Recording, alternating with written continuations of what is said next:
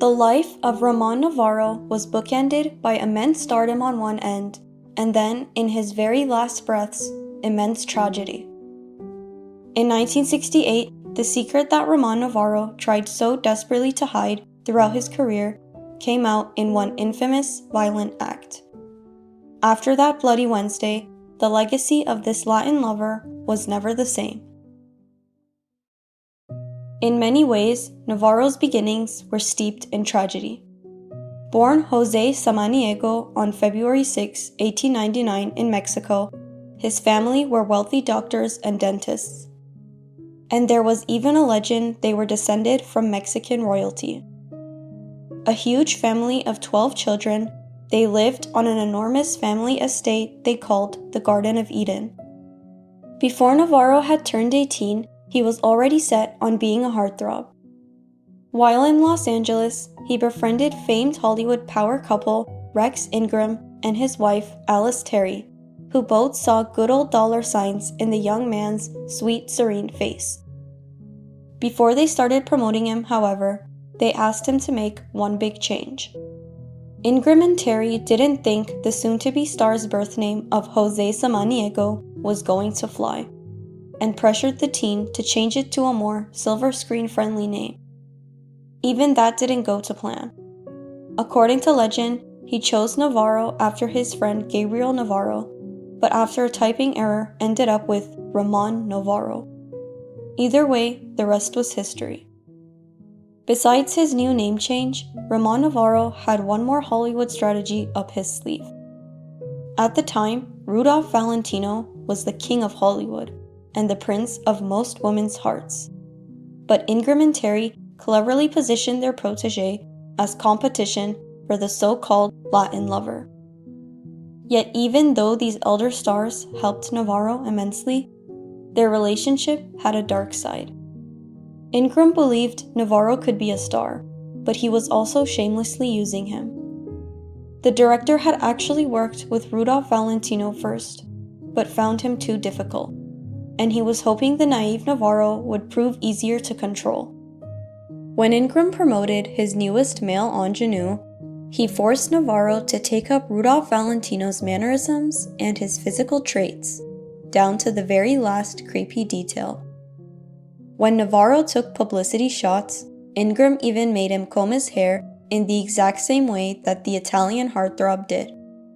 Though as we'll see, Navarro's rumored connection to Valentino only got more eerie as time went on. When Ben-Hur came out, it was more than an instant sensation.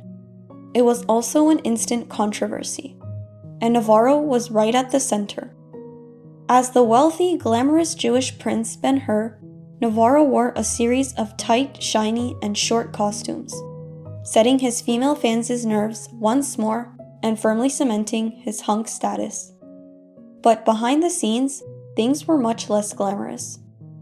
Despite his legions of straight female fans, Ramon Navarro was bound to disappoint them, and vice versa.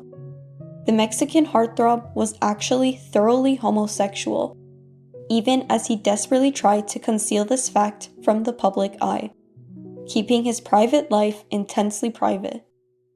Though behind the scenes, Navarro's love life was running wild. Just before he gained international superstardom, Navarro took up with the composer Harry Partch, staying with him through the early 1920s. But he soon dealt his lover a heartbreaking betrayal. Whether stardom went to his head or he was afraid of exposure, Navarro dropped Partch immediately as soon as he became famous. Hollywood wasn't ready to accept a gay leading man, but more tragically, Navarro could barely accept himself. His family raised him as a staunch Roman Catholic, and he could never shake the feeling that what he was doing was a sin. This persistent belief affected him deeply, and Navarro eventually developed a raging alcohol problem that many trace back to his sexuality. Later in life, this would catch up to him in a big way. In 1924, Navarro met photoplay celebrity journalist Herbert Howe and quickly started a torrid affair with the newswriter. Together, they hid in plain sight. Hal would write about Navarro in his columns as his closest friend, which only those in the know understood as code for lover, all while Navarro's profile got a boost. But they got more ingenious than that. As long as Navarro was private about his lovers, the studios let him do whatever he wanted. In fact, they helped him create smokescreens, feeding news to the press that he was going on dates with starlets, without ever actually making him meet the woman. The best part? Herbert Howe, his real paramour, was the one writing these false stories. It seemed like a match made in heaven, but the couple was doomed to a bitter end. In 1928, after nearly half a decade together, Howe and Navarro broke up, sending shockwaves through subterranean Hollywood. Well, it must have been a shock for Howe too, because he immediately took to his column and penned a revenge article about his ex Navarro. In his article, Howe accused Navarro of nothing less than cruelty and coldness, claiming he was incapable of showing any inner life or warmth in a relationship, and suggesting he very likely had no inner life at all. Concentrating all his skill for wordplay on obliterating his ex-boyfriend, Howe scathingly wrote that, off-screen, he is a theater with the lights out. Navarro went on to star in the film Laughing Boy, opposite the Mexican Spitfire Lupe Velez, but neither actor brought passion to the screen. The fact that the two Mexican stars were playing Navajo people is cringeworthy in the first place, but critiques at the time also took aim at Navarro's embarrassingly bad wig and aging face. Audiences felt the same, and the film flopped, and Navarro's nightmare was just beginning. A year after Laughing Boy made Navarro a laughingstock on the Hollywood scene, his studio pulled him into a meeting he'd never recover from. In 1935, infamous Hollywood fixer Eddie Mannix asked to see him, then told Navarro he was washed up, costing the studio money, and that they would pay him $19,000 to break his contract and never return. Humiliated, Navarro nonetheless accepted, and it was a steep downhill from there. In the wake of all this personal tragedy, Navarro actually moved back in with his huge family in the mansion he had bought for them. Film historians think he likely suffered a nervous breakdown around this time. So much so that he brought his current boyfriend with him, exposing his extremely traditional family to his hidden preferences for the very first time. Ramon Navarro was always a fighter, and after his breakdown, he tried his hardest to make a comeback, but it went horrifically. He went to London to perform a stage version of his movie, The Prisoner of Zenda, but when the crowd glimpsed him, they were shocked to see the former heartthrob had let himself go to seed. Ramon Navarro's less than camera-ready body wasn't just the result of a life spent out of the spotlight. It was also a dark symptom of his inner demons. In his years away from Hollywood, his drinking problem had swollen to epic proportions, and he now often drove around bleary-eyed and recklessly. This had devastating consequences. Starting in the 1950s, Navarro began to pay men to sleep with him to fulfill his needs, and developed a network of men around Los Angeles. Sadly though, this habit also fueled his drinking and his driving. Every time he used the sinful services, the guilty star would take liquid courage and drive around town before calling the hustlers up, leading to his many infractions. Over the years, Navarro's mental anguish grew and grew. In 1962, Ramon Navarro was still up to his old habits and crashed his car while driving around drunk. This time, however, he seemed on the verge of sanity when the officers detained him, and one of the men claimed the actor turned to him and said, "I am old and I just want to die." Navarro later denied saying any such thing, but he would tragically get his wish. During the final years of his brief life, the former matinee idol spent the little money he had on the services of male escorts.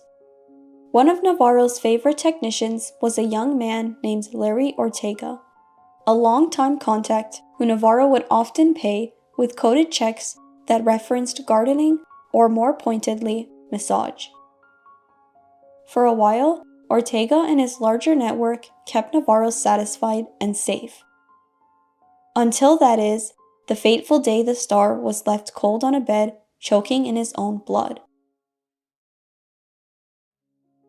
On the eve of Halloween 1968, Ramon Navarro received a phone call from an escort who claimed he got the star's number from Larry Ortega and asked Navarro if he wanted his services that night. Trusting his long-term network, Navarro invited the man over to his home. When two men showed up, brothers by the name of Paul and Tom Ferguson, he invited both in anyway. It would be his doom. The Ferguson brothers were painfully young. Paul was just 22 and Tom 17. The next and final moments of Ramon Navarro's life are mysterious even as they are infamous. Both brothers told different stories. According to Paul's vague and abstract testimony, he fell asleep during their visit, only to wake up to Tom informing him Navarro was dead. However, Tom tells a much more sinister and detailed tale. According to Tom, he entered the bedroom and saw that Paul had Navarro on the bed. He then watched as his brother bludgeoned Navarro with a prop cane and demanded a large sum of money he thought the star had.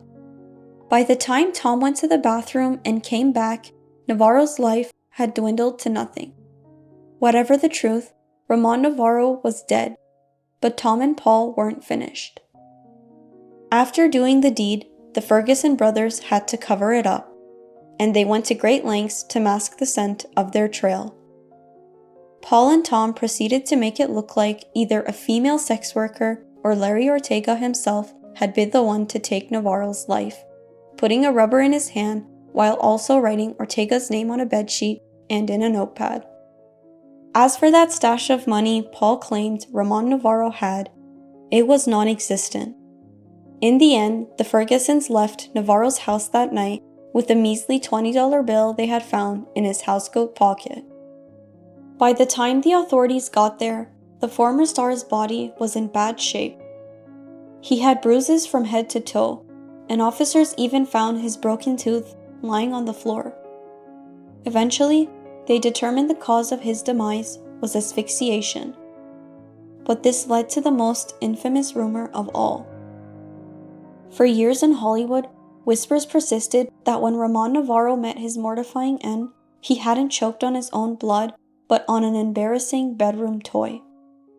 According to Hollywood Babylon, the fatal adult toy had once belonged to Navarro's professional nemesis Rudolph Valentino, who had gifted it to the star and engraved the instrument with his initials. Anger even went so far as to claim that Navarro had a shrine to Valentino in his house, and that the toy was the centerpiece of his worship. The truth, however, is much different. In reality, Navarro's end was actually more scandalous than this. When authorities nabbed both brothers and the case hit the newspapers, Navarro's sexuality was suddenly on display for the entire world. Not only were his fans heartbroken, but his public image also fell apart instantly. As for the trial itself, in many ways, Navarro's trial was the first chime of the death toll for old Hollywood. Taking place just weeks before the Manson murders, it became symbolic of the end of the free love of the 1960s as much it was the end of Navarro's carefully constructed private life. Yet in the end, he got justice. The court convicted both brothers, and decades later, Paul finally confessed to the act. Ramon Navarro's tragic tale, a matinee idol with a ruinous secret, a gruesome end on the eve of Halloween, a symbolic trial heralding the end of Hollywood, had fascinated writers for decades, from Joan Didion to Charles Bukowski. Yet despite the bloody Wednesday that ended his life,